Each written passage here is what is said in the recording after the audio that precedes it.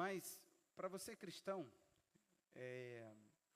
você precisa entender que Deus, Ele espera que você caminhe com Ele. E tem muita coisa dentro do plano de Deus que está por vir, que está para acontecer. E a gente não deve sair por aí, como muitas igrejas de forma infantil falam, será o melhor ano da sua vida.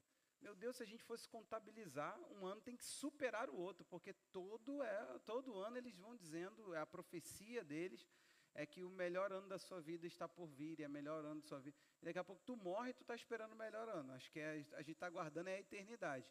Então, não se sacie dessa infantilidade. Faça leituras, aprendizados, entenda o que Deus está trabalhando nas nossas vidas. E nós estamos falando de caminhos, isso aí.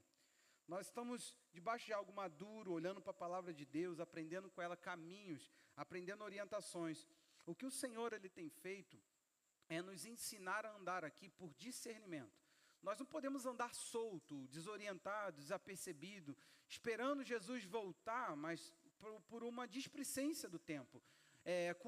Você precisa ter pés no agora e o coração tem que estar totalmente no futuro. Você tem que ter o coração na eternidade, mas vivendo o tempo presente. Senão você negligencia seu casamento, suas finanças, você negligencia sua cidadania, você não participa de nada, porque você diz, Jesus está voltando mesmo, o anticristo vai vir. Esse discurso geralmente cabe no escapismo. O cristão, ele usa a vinda de Jesus não como algo apaixonante, dizendo, eu trabalho para esse dia. Ele fala da vinda de Cristo, é tipo assim, não vou cuidar da minha casa, vai ficar tudo aí, Jesus volta, isso aí tudo vai ficar aí. Tudo bem. É verdade, mas por quanto tempo você vai morar numa casa que não está organizada para a sua habitação e a habitação da sua família com honra? Essa deveria ser a sua pergunta. Por quanto tempo você vai ignorar uma mudança de comportamento como pai e mãe? Essa deveria ser a sua pergunta.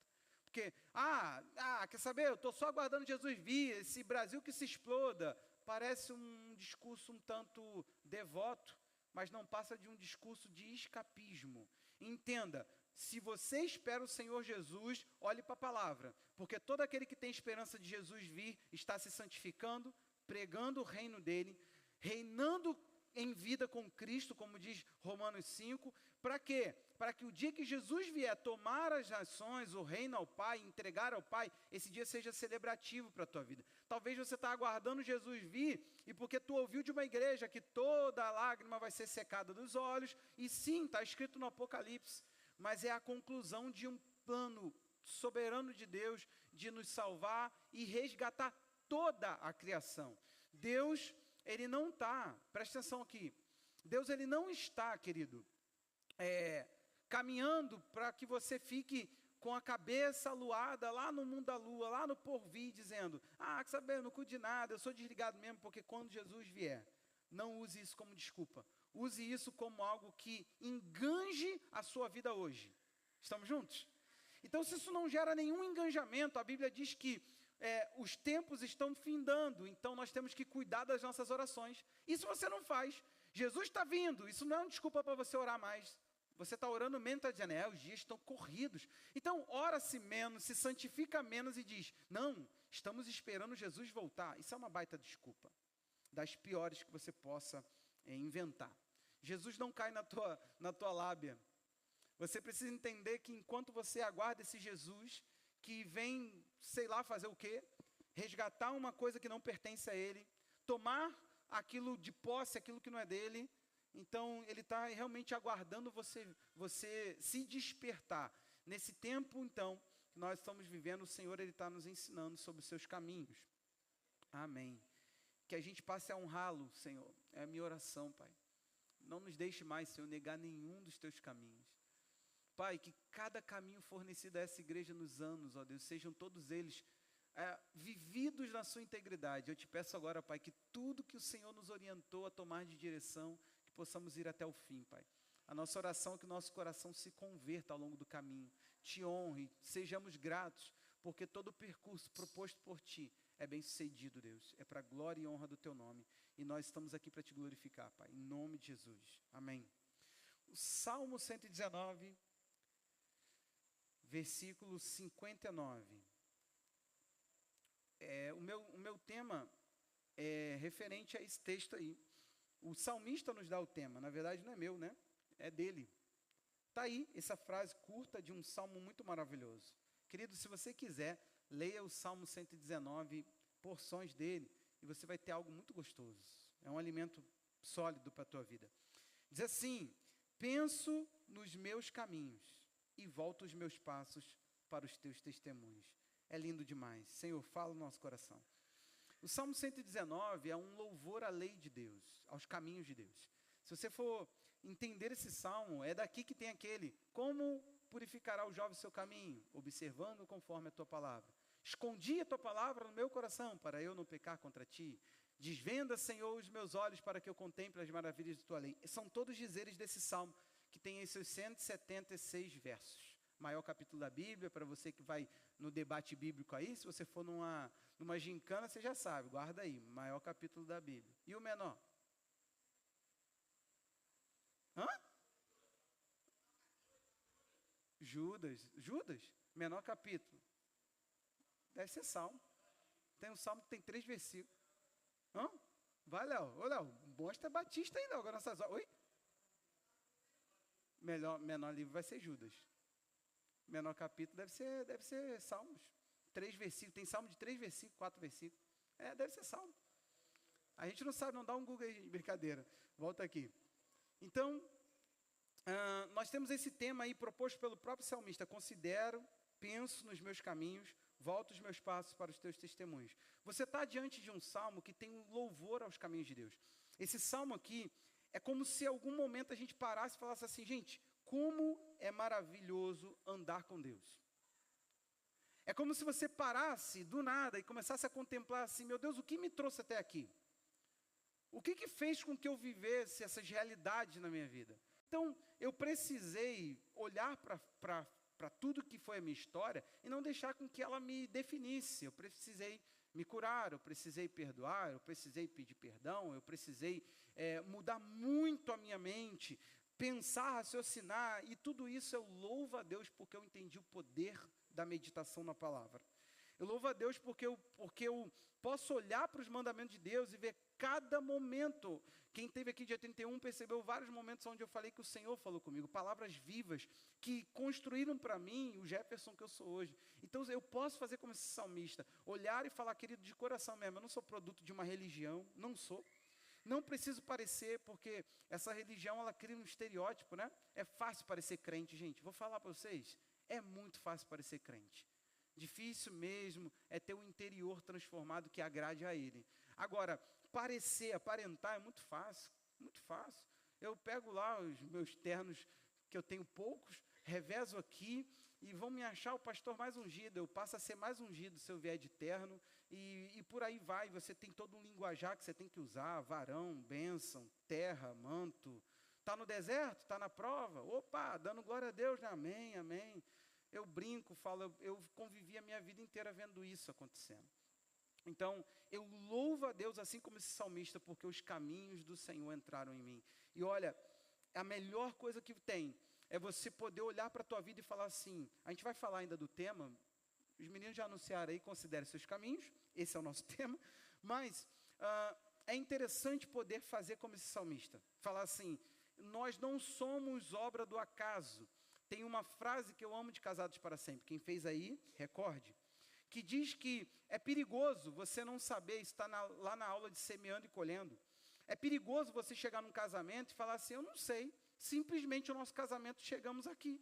É muito perigoso você falar: é porque o fulano é assim, a fulano é assado. O casamento, por exemplo, lá no exemplo da coisa, se ele é bem sucedido, vocês têm que saber exatamente os princípios que praticaram. Qual a importância disso? A santificação. Quem está trabalhando, quem está sendo produto do nada, não sabe o que está levando aquela pessoa. Tem alguma coisa que nos impulsiona. Ninguém aqui anda com base no nada. Pode ser o pensamento mais tolo, o pensamento mais clichê, repetitivo, dado por alguém que não tem sabedoria, mas você carrega a mentalidade de alguém. Algum tipo de mentalidade, algum tipo de ideia você tem. Ninguém age com dinheiro de forma, sei lá, do nada, pegou no ar, igual gripe. Não, nós temos algum pensamento que foi embutido em nós. Ninguém lida com as coisas materiais do nada. Nada é do nada. Em resumo, para a gente poder entrar no tema, você é produto de alguma ideia. Você concebeu a ideia de alguém, a ideia de um pastor tolo, a ideia de um pastor sábio. Você pegou alguma coisa para a tua vida, embutiu em você. E isso tem impulsionado você, isso tem movido você. E não adianta. Você nunca vai cair longe das suas influências. Aquela forma que a gente vê a árvorezinha, a gente fala que o fruto nunca cai longe da árvore. Você nunca vai cair longe das suas influências. Você sempre vai estar alterado pelas suas influências, para bem e para mal. E o que acontece com a gente é que a gente, às vezes, não replica o que as nossas influências trazem. A gente tenta ser o oposto. E isso não é santificação. A santidade não é falar assim, o Cadu faz tudo errado, eu vou fazer tudo ao contrário do Cadu. A santidade está, querida, é isso que os pastores estão fazendo, a gente está combatendo o nada. Nós estamos combatendo, atacando o nada. Nós precisamos construir, não é criticar. A crítica por crítica não é nada. Você precisa entender isso. Ah, essas igrejas que agora o pastor prega de tênis.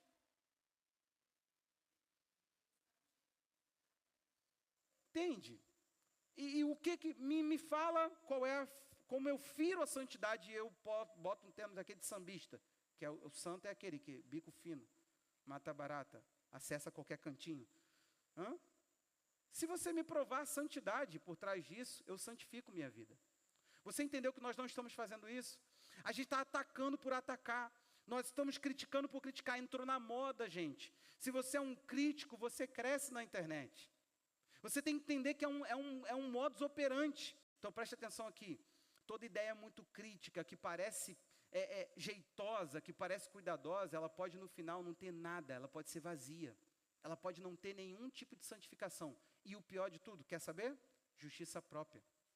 Porque agora eu começo a trocar minha forma de vestir e eu falo assim, olha, esses pastores que estão por aí, que pregam de terno, de tênis, e não sei das quantas, esses homens que ficam por aí, esses lobos, aí você olha e fala assim, é mesmo, que vai ali um homem de Deus. Na verdade, eu estou chamando a atenção para mim, sabe por quê? Apenas eu tive dinheiro para comprar algum tipo de roupa diferente, e eu fiz a jogada, e você olhou para mim e me deu um estereótipo de homem de Deus, e isso não custa nada, mudança de coração. Não custa nada. Eu não mudo meu coração, eu não amo mais Jesus, eu não ando com Jesus, eu não ouço Jesus, mas eu ando de uma forma que você pensa que aquilo ali é um jeito de crente. Faz sentido para você? Então, faz não, gente? Estão entendendo? Cuidado com aquilo que te apresento como zelo do evangelho, mas que está vindo travestido de uma justiça própria. Tem a justiça de um homem por trás. Esses dias eu estava falando com a pastora que um homem de Deus que eu admiro, sabe, eu bato continência. Ele falou uma coisa assim, isso é coisa pagã. A resposta do cara foi isso. Isso é coisa pagã. Eu olhei para ela e falei assim, não cabe mais isso. Por que ele não explicou o paganismo da coisa? Pagão por quê? Como que isso fere o evangelho? Eu falei, não dá mais. Não dá mais para a gente fazer isso. Foi-se o tempo que a gente podia virar como pastor e falar assim, isso aqui é pagão. O irmão falava, não, pagão, Deus me livre. Vou botar o capeta na minha vida não. Sem chamar ele já vem, imagina chamando. Então, querido, preste atenção. Por favor. Nós estamos num tempo onde a gente precisa muito de santificação das nossas vidas. Nós estamos num tempo onde o Senhor ele vai mostrar para nós a eficácia de uma vida com Ele. E isso vem pelo poder da meditação na palavra. Nós não vamos falar disso, nós vamos de considerar os nossos caminhos. Mas se você quer entender uma coisa, você precisa entender o valor, o peso, a profundidade de uma vida que você construa, não nos achismos de alguém. Você não pode deixar que eu ou que qualquer outra pessoa ache, entenda, conceba e te anuncie. Por isso que essa igreja faz de modo até chato, e está tudo bem para mim, já me aceito, me amo do jeito que sou, e estou deixando Deus mudar aquilo que é defeito. Agora eu quero que você também aprenda que talvez você foi intoxicado por um pastor que performa na hora de pregar. Ele quer aparecer, ele tem vontade de ser coach, e ele não presta para isso, porque ele não tem dinheiro para falar que é rico, e para chamar a atenção dos outros. Então ele vem para a igreja, que é o modo mais fácil de falar, e pega o microfone, e ao invés da pessoa pegar a palavra de Deus, ela fica ali performando, performance, jeito de falar, para agradar, para atrair, Não, nós não estamos aqui para isso, nós estamos aqui para propor caminho. Então preste atenção, nós precisamos meditar na palavra, não tem jeito. Se você for ver, Josué capítulo 1, versos 7 a 9, o que tem esse texto? Preste atenção aqui, em resumo, nós não vamos lê-lo. Josué, ele recebe de Deus uma forma de como que ele faria uma gestão bem-sucedida. E Deus, ele chega a falar isso para ele, olha, você vai ser bem-sucedido. É pecado ser bem-sucedido? Não. Tiago 1, Josué 1, Salmo 1, tudo 1, percebeu? O que esses textos têm de diferente? Dizem que a prática da palavra, o meditar na palavra, o ter prazer na palavra, faz com que o nosso caminho seja bem-sucedido. É errado, então, um cristão pensar que uma vida com Deus traz, sim, finalidades, coisas na vida que são bem-sucedidas? Não. Você acha, então, que Deus é glorificado o quê? Que no teu casamento afunde? Se você não tem que ser bem-sucedido, Deus, ele é glorificado que você seja um cristão endividado. Deus é glorificado quando você tem cada dia mais dívida e menos dinheiro para pagar, não é assim? Então, o que é? Qual tem sido o problema? Que a gente mistura isso a tudo. Parece que falar dentro de igreja de dinheiro, nós não estamos falando de contribuição, por exemplo, estamos falando de dinheiro. Dinheiro, gestão, administração, é pecado. Mas por quê? Porque alguém se disse mais santo e diz, igreja que fica só falando de dinheiro, é isso aí, esse é o tipo de pastor lá, ele não só fala de dinheiro, mas aí ele também não fala. Aí o seu coração não trabalha nada. Por quê? Porque você não prestou atenção que o ensino da palavra considera dinheiro, por exemplo, como um Deus. Aí você está aí, pau mandado do dinheiro, e isso é santo. Você é um cristão totalmente materialista, avarento, mas está tudo bem, porque a tua igreja não fala de dinheiro. E está certo, é isso, parece que é isso. Um cristão apegado. Ou seja, meu irmão, nós temos que entender que na palavra de Deus, assim como ele falou para Josué, fornece caminhos que são sim, caminhos que trazem algum desfecho positivo e alguma coisa que vai trazer resultado. Deus, ele tem caminhos e ele pensa caminhos com resultado. Ele falou isso através do profeta Jeremias, lá no capítulo 29. Você está junto comigo? Ele falou que o caminho dele está traçado. É uma rota que você toma e que tem um resultado X, Y. A gente chamava isso de princípio, mas nada mais é do que a palavra de Deus entendida, compreendida e praticada. Então vamos lá. Algumas pessoas, elas não podem hoje olhar para os caminhos que estão traçando e se alegrar. É fato que algumas pessoas aqui, talvez, elas não sabem a real natureza, da onde está nascendo essas direções que elas tomaram para a vida. Muito poucas pessoas mesmo, elas sabem a origem dos seus problemas. Elas não conhecem, elas sabem que estão com problema. Pastor, nós estamos com problema no nosso casamento, estamos com problemas financeiros, estamos com problema ministerial, estamos com problema assim assado, eu estou com problemas emocionais, mas elas não sabem o real. A maioria de nós não entra para a camada 2, vou chamar assim para você entender. A gente fica na superfície. A gente não entra para nada para dentro das coisas. A gente fica ali, sabe? É muito comum em discipulados embaraçosos, difíceis, você olhar uma pessoa e a pessoa está sempre muito na camada. Ela está muito ali, ela não entra e fala, olha, eu estou aqui para descortinar minha alma. E vamos entender juntos, vamos olhar a palavra e vamos traçar uma direção bem-sucedida para a minha vida. Geralmente as pessoas estão, de alguma certa forma, desconcertadas, sabendo que tem um problema, mas elas não sabem colocar na mesa. O meu problema é que, queridos, como que foi uma descoberta tão grande para mim quando eu comecei a ministrar aqui na igreja, Paz para Toda a Vida. Eu comecei a entender a real natureza dos meus caminhos, que é o meu primeiro ponto. Eu comecei a olhar e ver o quanto que a paternidade ela é abençoadora. É óbvio, a falta dela traz problemas. Quando eu comecei a pensar o meu caminho, a natureza dos meus problemas, é assustador o quanto que você se conhece. É assustador o quanto que você pode crescer assumindo, eu tenho falta de um pai de verdade.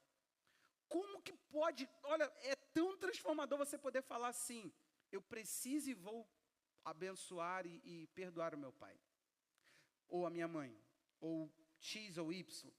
Como que é profunda, a transformação profunda, quando você consegue, sabe, olhar um caminho e falar assim, olha, eu tracei uma coisa que está trazendo consequências para a minha vida, mas agora eu estou presente dentro disso, eu vou compreender todo esse contexto para mudar isso. Isso não vai ser um histórico que eu vou levar e que vai caminhar comigo. Isso não vai adiante comigo. Eu vou parar e vou entender. Não, para. Eu não posso continuar trilhando isso. Eu tenho um coração assim assado. Aonde está a origem disso? Querido, poucas pessoas conhecem a origem. Eu posso ousar dizer, poucas pessoas se conhecem. E também nós precisamos entender que há uma necessidade de entender muito bem os caminhos, porque os caminhos, para você compreender, eles são complexos. Sabe, tem uma coisa que Satanás faz, eu sinto de compartilhar isso. Satanás, ele massifica uma mensagem. Eu não sei se você já estava se sentindo muito mal um dia com alguma coisa, com o seu corpo. E do nada, alguém que não tem intimidade com você te toca e fala, ganhou umas carninhas, hein? Sabe, e tu fica assim, cara, todo mundo está falando sobre engordar, sobre não sei o quê, e de repente você começa a se sentir mal e aquilo começa a te consumir na sua autoestima. Eu não sei se você já esteve, olha, parece que todo mundo decidiu ser um traíra. Ninguém, e de repente os amigos, quando você vai conversar com eles, poxa, tu faltou, o amigo fala assim, cara, eu estava com tantos problemas que você nem sabe. Eu não faltei não, na verdade eu não tinha nem condição de te amparar, eu estava precisando de amparo. E tu, poxa, desculpa, eu estava daqui interpretando um monte por seu respeito. A gente às vezes não entende a complexidade de compreender uma coisa como ela é de fato. E Satanás, ele é especialista em massificar uma mensagem. Satanás, ele prega para você. Mas deixemos Satanás de lado, esse foi um discernimento que eu sinto de compartilhar. Talvez há pessoas aqui que estão passando por isso, que alguma coisa fica massificando na tua cabeça, parece que tudo gira em torno de uma mensagem. Você sabe que é errada, mas aquilo vem embalado e tão bem organizado que tu fala assim, vou comprar a ideia. É verdade isso. Ah, é assim mesmo. É assim que os outros me veem. É assim que essa igreja é. É assim que fulano é. E pronto, você compra aquela ideia para a tua vida. Mas eu quero falar para você que um caminho, e você entender ele de fato, é uma coisa muito complexa. A Bíblia fala sobre isso. Eu compartilhei o Provérbio 16, 2. Esse texto, ele traz isso para nós. Todos os caminhos de uma pessoa são puros aos seus próprios olhos, mas o Senhor sonda o espírito. Presta atenção nisso aí. Ele diz que para uma pessoa, todos os caminhos dela parecem puros. Nosso primeiro bater o olho e ver está tudo bem com isso. O que há de mal? Antigamente se tinha muito uma frase, os pastores tentando combater pelo assunto da santidade algumas coisas dentro de igreja, e os cristãos falando, isso não tem nada a ver. Eu passei a brincar, falei, nada a ver, é coisa de cego. Me explica o porquê que você quer entrar nisso então. Nada a ver. Ah, pastor, nada a ver. Falei, nada a ver, coisa de cego. Para um olho de alguém que quer talvez aquele caminho, aquilo parece lindo. A Bíblia diz que Ló, meu irmão, sobrinho de Abraão, ele bateu os olhos e viu, e as campinas que levaram ele até Sodoma e Gomorra eram como o jardim do Senhor. Tem coisa que é lindo, só que tu vai, até que tu para no poço de lama, da onde você fala, meu Deus, olha onde eu cheguei. Então preste atenção, pode ser coisas que você está falando assim, a princípio, pastor, o caminho que eu caminho no meu casamento, nas minhas finanças, na minha vida profissional, são maravilhosos. A Bíblia está dizendo o seguinte, Deus não olha para o caminho, quando você olha para o caminho, Deus está olhando para dentro de você. Porque é de lá que nascem as coisas, as direções estão vindo daí. Você já tem uma direção embutida, querido. Você entende isso? Que é como se fosse um GPS, que quando você fala, vou pensar essa área da minha vida, aquilo já vem. Aquilo já nasce, aquilo já brota, aquilo já acontece. E quando você vê, você já está ali replicando a mesma ideia. Você já viu uma pessoa falar assim, cara, eu aprendi agora, e daqui a pouco ela está lá fazendo o mesmo erro? Aí daqui a pouco, não, dessa vez eu aprendi, a pessoa está lá no mesmo erro? Como é que pode? Porque não se muda caminhos, mudando as ações em si, se muda o coração. Senão ele repete o caminho. Você não entendeu isso? O caminho ele vem antes, é caminho, é dentro, está lá dentro. Se fosse uma coisa fácil de perceber, eu vou precisar beber um pouco mais de água, tá, gente? Vocês me perdoem aí nas pausas por causa da garganta. O Salmo 139, 23 e 24, o salmista também fala dessa complexidade.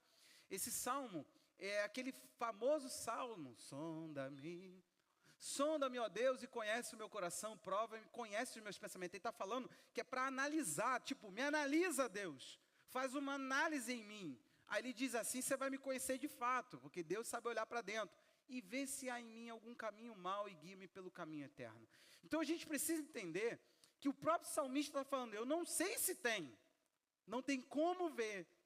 A olho nu, né, como a gente fala, bateu o olho e viu, não tem mal. Tem coisa que você está falando assim, mas não há mal nisso, que mal há nisso? E isso literalmente é o caminho que tem te matado.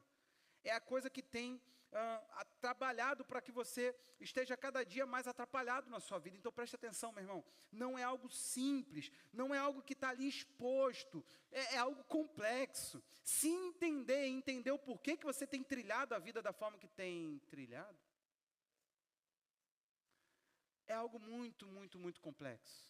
Preste atenção. Mas pode ser extremamente libertador. Você está junto comigo?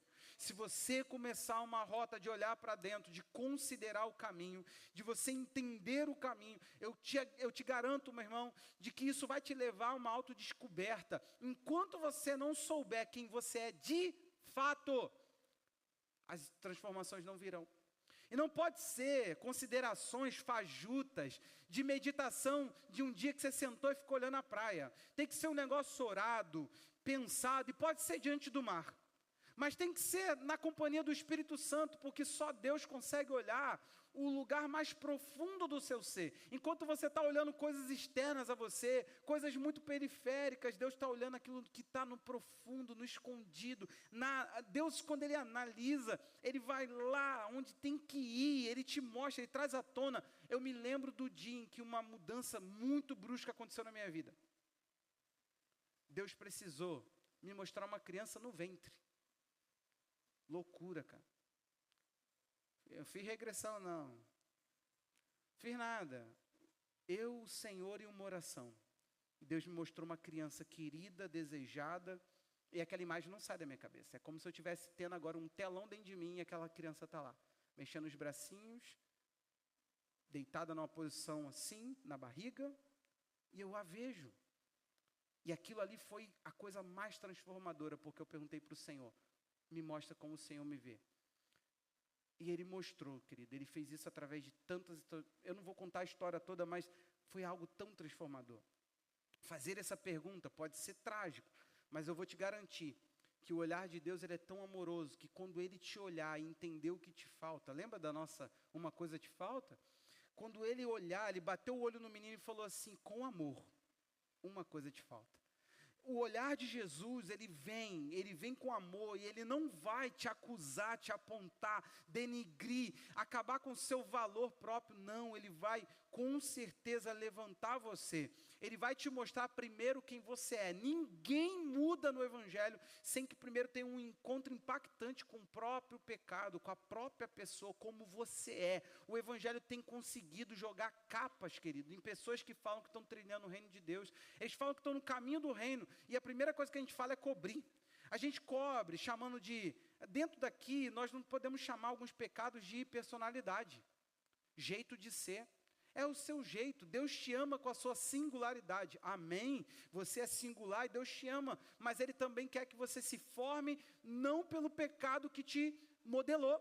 Ele quer transformar a sua mente para que você não replique uma ideia amaldiçoada. Quem sabe, lá na sua casa ficaram buzinando, você é assim, fulaninho é complexo, fulaninho é risonho, é bobão. Aí construiu uma ideia abestalhada de você dentro de você.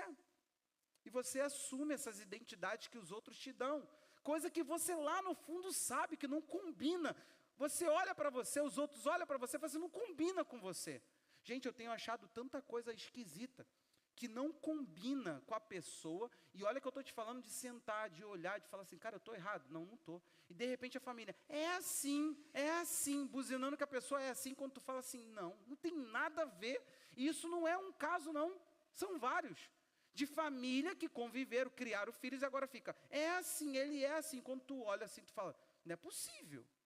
Que discrepância. Porque, na verdade, muitos pais, eles perdem a conexão com seus filhos de fato, a partir da adolescência. Tem que orar a Deus para esse ano caber um curso de como chegar ao coração do seu adolescente.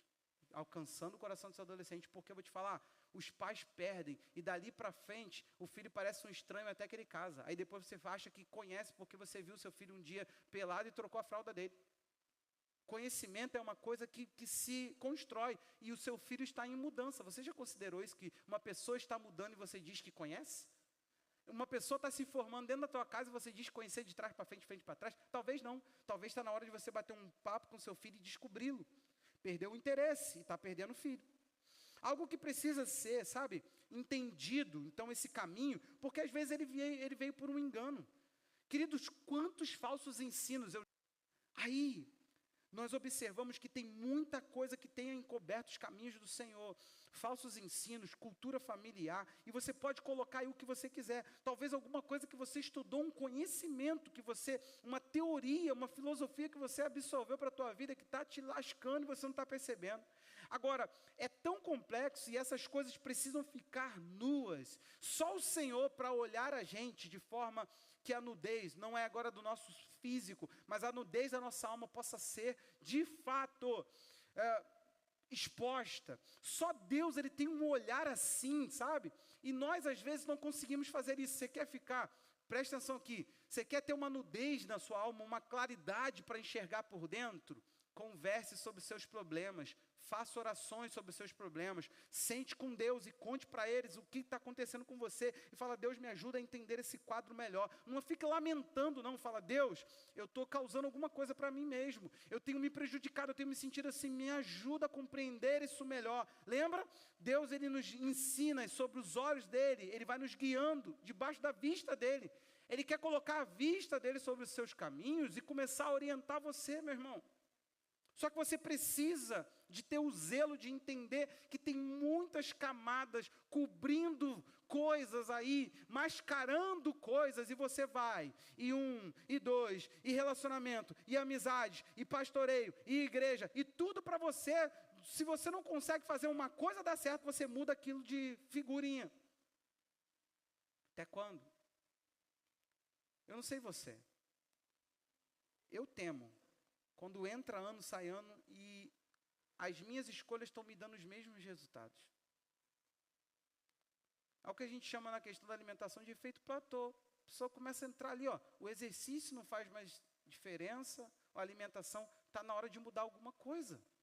Você precisa oscilar ali, tem que botar um novo elemento, tem que estudar o todo. Talvez o que você chama de estou me alimentando bem. Teve uma vez que eu sentei com a pastora e falei assim, cara, eu não estou entendendo. Não faz sentido, eu estou fazendo exercício, estou comendo bem. Poxa, eu não tomo um refrigerante faz anos, eu não como pão. Aí ela arrebentou comigo, cara. Ela falou assim, mas amor, dia tal a gente não comeu isso, tarde da noite? Eu fui.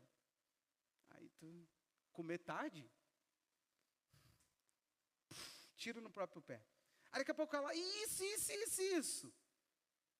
Cara, quando ela falou ali, disparou tanta lembrança ruim. Eu fui lembrando do cappuccino com açúcar, fui lembrando de um monte de parada. Eu pensei, a gente parar por aqui, né? Porque às vezes a gente, na forma geralzona, a gente está assim, mas eu estou me cuidando tanto, eu estou buscando tanto a Jesus, eu tenho lido tanto a Bíblia, eu tenho orado tanto, eu nunca orei tanto como nesse tempo. Aí tu fala assim, mas tu está orando como assim? Tu começa a fazer perguntas, tu já vê que a pessoa se irrita, porque na verdade, ela pensa estar num caminho e ela não está naquele caminho. Gente, tem gente que pensa ser, que pensa estar elaborando, desenvolvendo, ela pensa, se eu continuar assim, eu vou parar. E na verdade, o platô dela, por causa da confusão que ela está, daquilo que ela acha que está aplicado. Talvez você pense estar cuidando do seu casamento. Talvez você pense estar cuidando da sua vida espiritual. Talvez você pense estar cuidando da sua vida financeira. E entra dia, sai dia, e você não vê a hora de passar um cartãozinho de novo, e vamos que vamos, e tudo. É uma sequência sem fim, que nunca vai te dar em lugar nenhum. Eu quero que hoje você pare, meu irmão, e comece a tirar essas cobertas, essas ideias, e falar assim, cara, para. Pecados que nunca vencemos, como assim? Talvez tenha um ensino aí que fica lá no fundinho, te puxando para baixo, ao invés de te lançar para frente. Alguma coisa, alguma ideia, uma ideia que você carrega de você, meu irmão, presta atenção. Sim, você se construiu, tem uma personalidade, mas eu quero te falar uma coisa, é possível mudar. O mesmo Moisés, que matou um homem por se descontrolar, é o mesmo que a Bíblia fala que era o mais manso dos homens. Só que a gente tem uma piadinha aí, né? Tá certo? Isso foi escrito pelo próprio Moisés. Moisés escreveu que Moisés era o homem mais manso. Mas brincadeiras à parte, nós precisamos entender uma coisa. Existe uma forma de transformar. Você não está condenado a nenhuma coisa que você vem traçando para a tua vida. Tu pensa assim, meu Deus do céu, vamos supor, eu lembro do dia em que jovem, eu tive uma crise. Eu falei para ela assim, eu vou parar esse meu jeito bobo. E eu comecei, zero piada, eu vou ser o cara menos piadista, e isso é a mudança. Querido, isso aqui que eu quero mostrar para você de forma ridícula. É um jovem lá atrás, faz anos. E sabe o que eu concluí disso tudo? Não é assim que se transforma, porque eu não tinha colocado nada novo para eu trilhar. O que eu tinha feito? Condenado a mim mesmo.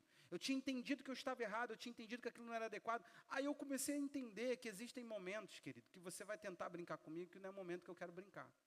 Existem momentos que eu não posso usar do humor, mas existem muitos momentos que o humor casa, e ele é a coisa mais deliciosa que existe. Quem já me viu aí muito cansado, parece que quando estava colando isso aqui, o pessoal falou que a cola começou a me dar eu fiquei meio alto. Ria por tudo, mas chega um momento que o corpo, se ele carregar uma alma pesada, fica pesado para os dois. Não sei se você me entendeu. Eu entendi que o humor, ele torna as coisas mais leves. Deus nos deu a capacidade de rir, de olhar, de interpretar fatos. Isso que me ganha no stand-up. Bem feito. Não é aquelas palhaçadas apelativas que tudo fala de maconha, sexo. Não, essas palhaçadas eu deixo para esses palhaços. Estou falando de humor bom. E tem. Aí você sabe o que acontece? O humor sadio, ele me ganha por isso. Porque ele pega os fatos da vida e torna aquilo inusitado. A gente dá risada das coisas que tu fala assim, cara, não é que é? Gente, para mim essas conclusões, o ver o todo, o achar graça de coisas que talvez a gente ficaria ali só lamentando. Sabe, chega uma hora que se você não usar do humor, uma coisa que Deus te deu, que é a capacidade de rir, você vai surtar, meu irmão. A tua alma ela não aguenta, o teu corpo ele não vai aguentar. Às vezes um corpo cansado não aguenta uma alma mais pesada do que ele. Está na hora de você talvez tirar essas ideias. As pessoas ficam, você fala muito, o problema é de quem fala pouco. É o meu mundo, eu vou aprender a me dosar. Agora, você mudo, saiba que uma resposta não dada pode trazer tantos problemas quanto falar demais. Que na hora de uma discussão, você pode sim trabalhar a comunicação de forma saudável, mas o silêncio desafiador, ele é tão danoso para o casamento como uma palavra mal colocada. Está escrito lá no semear e colher. Pega a sua apostila em casa, dá uma olhada lá que você vai ver. Cuidado com o silêncio desafiador. Por quê? É o mesmo que você dizer para a pessoa, comunicação é interação. Quando você vira e fala assim, a pessoa fala assim, mas você vai falar nada? Não. Isso aqui, querido, é o mesmo que agredir. Você tem que falar, meu amor, depois a gente conversa. Vamos fazer o seguinte, eu não vou conseguir conversar agora. Isso aqui seria o sadio. Então, para por aí, porque tem pessoas que pensam, eu não sou de falar. Não, você é omisso. Isso é outro problema que você tem. Então, presta atenção. Tanto quem fala demais, a gente tem um outro problema. A gente fala quando não deve, a gente fala o que não deve, a gente divulga coisa de nós que a gente não deve. Ou seja, a gente é muito acessível, porque quem fala mais se dá a conhecer. Quem fecha a boca, a gente não sabe o que esperar. É isso, então abra mais a tua boca, porque a tua cura não é ficar calado. Esse não é o teu jeitinho, mamãe, papai falava isso para você. O mundo vai mostrar para você que se você não é de se expor, você é uma pessoa fraca para muitas coisas. Então, por favor, meu irmão, não pensa que isso que foi construído dentro da tua casa é saúde às vezes. Você precisa entender, por favor, a você mesmo. E procurar em Deus uma transformação. Não é fazer como eu fiz. Hoje eu deixo de ser risonho e vou ser sério. Fez uma piadinha boa.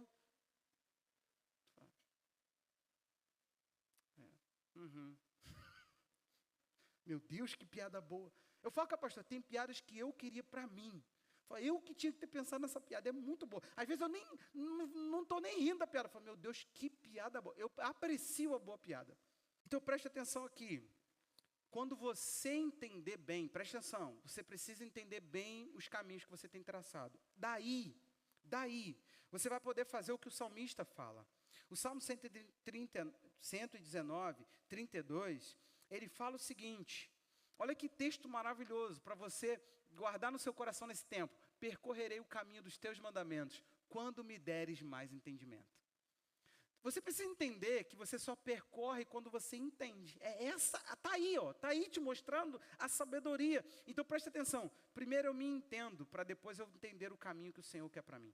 O salmista, no texto básico que nós lemos, ele fala, eu considero os meus caminhos. Meu irmão, para um pouquinho esse ano, faz um jejum. Fala para Deus, Deus, expõe meu coração para mim mesmo, me mostra quem eu sou, e não tenha medo do que você vai ver, está tudo bem, porque esse olhar é o olhar mais maravilhoso que você terá. E quando Ele te expor, te fazer entender, está tudo bem, porque agora você vai ter que voltar os seus passos para a palavra, como Ele diz lá em cima, naquele texto básico que lemos. Penso nos meus caminhos e volto os meus passos para os teus testemunhos. Para você andar naquilo que Deus tem, nos caminhos de Deus, nos caminhos dos mandamentos de Deus, você terá que crescer em entendimento. Mas isso depois que você entendeu do que você deve se arrepender. Sabe por quê? É tão ruim e nós somos tão maus, que até as coisas ruins que fazem com a gente, os maus discipulados, seja por pai, seja por igreja, isso se torna o nosso pecado, gente. A gente termina no pecado do outro, tendo mais pecado acrescentado à nossa vida. O apóstolo Paulo falou sobre ajudar pessoas e tomar cuidado para não ser contaminado por elas.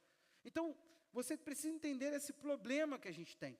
Às vezes você estava em um trajeto de alguém, você faz parte de uma família, de um contexto, de uma igreja, você foi vítima, entendeu Jesus através de alguém, mas aquilo te deu só metade do caminho, ou caminhos totalmente deformados, e isso te causou problemas. Então agora o que você precisa entender? Você precisa ir para o Senhor e falar, Deus, eu quero voltar os meus passos para a Tua Palavra. Queridos, tem tanta profundidade bíblica, é tão incrível quando você começa a analisar e se fazer pergunta, o que a palavra diz para eu andar bem sucedido nesse caminho? Olha, eu não estou dizendo que vai ser perfeito as coisas, eu não estou dizendo que não tem desafio, eu não estou dizendo que você pode ter certeza de que tudo vai sorrir para você, você vai ter dinheiro para fazer tudo o que você quer. Não, essa não é a pregação. É que naquele caminho você pode botar os pés de forma segura. Você pode entrar naquilo com segurança. Meu irmão, eu sempre falo o seguinte, primeiro você precisa discernir aquilo que é o propósito de Deus para a tua vida. Porque se você não discernir e encontrar alguém para casar, serão 2 perdidos. Aí a coisa é pior. Porque vocês vão gerar filhos e filhos perdidos. E você com certeza vai saber orientar muito bem seus filhos para essa terra. Só que Deus te chama lá em Malaquias 2 a gerar uma descendência piedosa para Ele. Então, saiba para onde você está indo, antes que você tenha filho. Porque essa é a maior maldade que você pode fazer com uma criaturazinha. Botar ele no mundo e andar perdido 2, agora 3. E um homem e uma mulher sem rumo acaba na amargura. Estude a vida de Noemi, você vai entender onde é que ela para amargurada, dizendo, me chame de Mara. É porque um esposo não tinha direção de Deus e andava para onde estava dando certo. E sabe o que acontece? Vamos para a Europa, vamos para Portugal, que agora todo brasileiro vai para Portugal e enriquece. Não é assim que vocês estão ouvindo dos amigos de vocês? Não é assim que eu estou ouvindo os meus que falam a verdade. Mas todo brasileiro ganha em euro e enriquece. Só que lá você paga em euro também. Tem que fazer o câmbio. Mas tudo bem. Aí você vai para Portugal, porque está todo mundo indo para Portugal. E Luz, fica aí quietinha. Aí você vai para Portugal, porque está todo mundo enriquecendo. Anselmo, você não quer procurar isso? Tem uma cidadania, alguma coisa para você ir para lá também, ser cidadão português.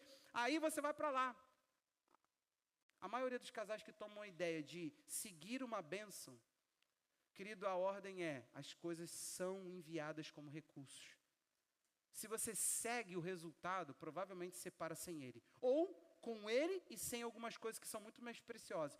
Então você precisa entender que quem não se entende acaba dando esses passos totalmente escorregadios. Agora, quando ele olha para a palavra, esse salmista que está louvando a Deus no Salmo 119, ele fala assim, eu vou percorrer o caminho dos teus mandamentos. Por quê? Porque ele falou assim, eu vou ter mais entendimento. E quando eu tiver mais entendimento, eu vou andar na tua palavra. E esses entendimentos da palavra, querido, não vai parar de jorrar.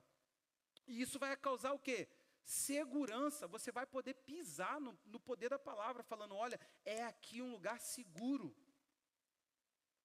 se você tem segurança dos seus caminhos, se eles são elaborados na palavra, se você sabe o porquê que você faz o que faz, se você sabe o porquê do homem que você se tornou, se você sabe o porquê das coisas, tudo que está na sua vida está claro, não tem nada obscuro, mal compreendido.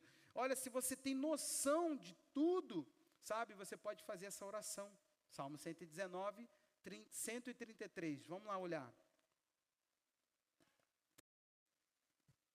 Queria que o Michele Louvor se preparasse, por favor. O que houve? Ah, tá. Ah, deu queda. Beleza. Abra suas Bíblias. Ó. Nem lembrava mais como é que abre a Bíblia, né? Foi. Eita, bem clarinho. Firma os meus passos na tua palavra, e não permitas que nenhuma iniquidade me domine. Essa tem que ser a sua oração. Mas deixa eu te fazer uma pergunta. Você hoje, por favor, você hoje tem coragem de afirmar que aquilo que você está pisando é um lugar de segurança? A tua atitude está segura, você pode continuar fazendo exatamente o que você está fazendo. O pé e o caminho, está tudo adequado. Os passos conforme você tem dado e o caminho, eles estão todos seguros, hein? Olha para mim, querido. Não vamos começar a ter um problema de distração, não. Vamos focar aqui na palavra. Esse momento é muito, muito sério. A gente precisa entender se o caminho que a gente tem que entender, isso está seguro? Cara, sobre o que me trouxe até aqui? Tem coisa que você vai precisar voltar lá atrás. Fala assim, Senhor, me perdoa. Me perdoa, porque eu elaborei uma vida para provar para meus pais que eu ia ser bem-sucedido. Olha aqui para mim, gente. Eu entrei em relacionamento para provar para o antigo relacionamento que eu ia ser mais feliz. Olha aqui para mim. Eu estou tentando provar para mim mesmo que eu tenho valor. Você tem que encontrar o que impulsionou. Ou, um dia, eu tive um encontro com Deus na palavra. Um encontro com Deus no meu quarto. A voz de Deus para mim. Teve um dia, eu me lembro como se fosse hoje, terminamos um evento para homens. E foi um derramar do Espírito Santo no final. Foi um acampamento para homens. Aí, uma pessoa me abraçou e foi profetizar na minha vida. Aí a pessoa começou a falar, E o cara travou. Aí ele falou assim, Deus manda dizer assim, você conhece a minha voz. E na simplicidade. E ele manda dizer o seguinte, ele te ama.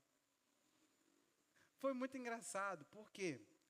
Porque desde um dia que eu recebi uma palavra muito ruim, eu falei assim com Deus, Deus, o Senhor me conhece. Me agride a coisa espalhafatosa, desorientada, perdida.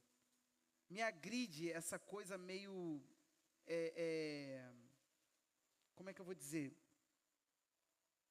Pseudo-dominada pelo Espírito. Eu falei, Deus, o Senhor é tão simples para falar comigo. Quando o Senhor for usar a vida de alguém, usa de modo simples. Não deixa, Deus. Não deixa. E naquela ocasião, Deus ele estava me ministrando o quanto que Ele me amava. Era muito forte, Ele falava comigo muito forte sobre o amor dEle por mim. E, gente, Deus não é tagarela. Quando Ele faz uma afirmação sobre você, quando Ele fala com você, quando Ele orienta você, quando Ele fala com você sobre você, aquilo tudo tem poder de transformação. Eu quero que você entenda isso. É a coisa mais libertadora para a tua vida. O dia em que você fala, eu sei o porquê que eu entrei por essa rota.